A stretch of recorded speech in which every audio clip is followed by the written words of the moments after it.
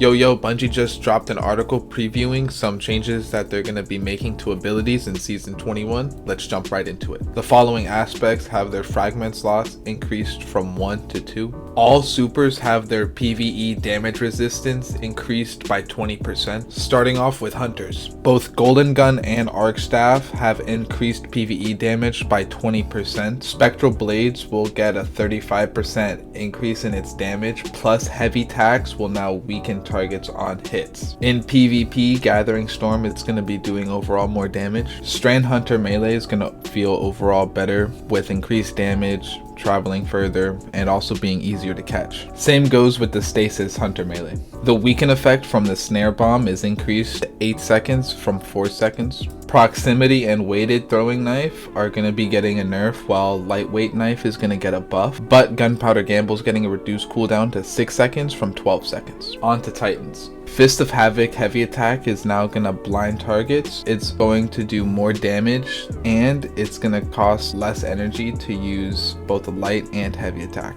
Glacial Quake will get an increase to its damage by 20%, a 10% buff to its thrust speed while in super. Not sure what that means because I'm a hunter main. More buffs all around. The Sentinel Shield, that gets a 20% buff. Hammer of Soul and Burning Maul get a 10% buff. Burning Maul will create sunspots on cast if you have Soul Invictus equipped, and heavy attacks will apply Scorch over time. Decreased melee cooldown based on how many melee charges the player has stored. And Shiver Strike, maximum thrust while in flight increased by 16%, decreased maximum downward influence of gravity while in fight by 18%. Howl of the Storm has an increase to its freezing cone versus players. It's now going to cost 15% of your melee to do any type of shoulder charge. But the base cooldown is now 91 seconds. When you're at 0 strength, cooldown for that will be 17 seconds, and at 100 strength, it'll be around 7 seconds. Knockout lunge range was reduced to 5.5 meters, but has an increase to 100% of its damage versus PvE combatants. Shield throw and throwing hammers are going to get an increase to their tracking, and shield throw will get an increase to its impact damage to 70 from 60. And Soul Invictus will now do 22 damage to a player. Last but not least, Warlocks.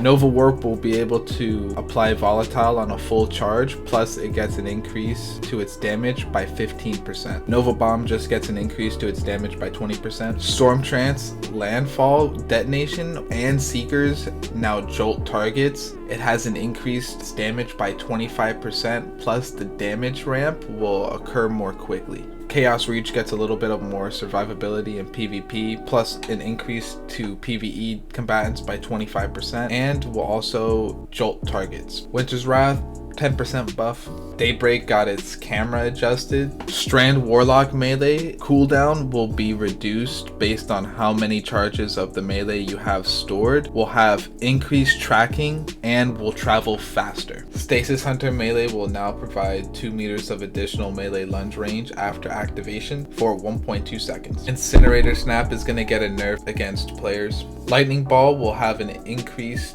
to PvE combatants by 30%. Chaos Accelerant and Scatter Grenades have increased tracking consistency and just overall will feel better. The Magnetic Grenade, specifically handheld Supernova, will have an increased charge time to 4.5 seconds. Lightning Surge was doing more damage than intended on the second strike. That's getting fixed. For Strand, overall grapple is going to get a buff to its cooldown, a reduced minimum time between grapple activation, but Thread of Generation is going to give reduced energy over time, so that's going to be a nerf to infinite suspend builds. Scorch is going to have a longer time before it begins to decay. Jolt overall is going to be doing less damage by 15%, and the damage scaler versus major combatants has been reduced by 20%. While amplified, it'll take less time to get the speed boost, but the jump scaler is going to get reduced to 1.25. It'll last longer. The speed boost will now last for 2 seconds after sprinting instead of 1.5 seconds. And that's it for today, Guardians. Have a great day.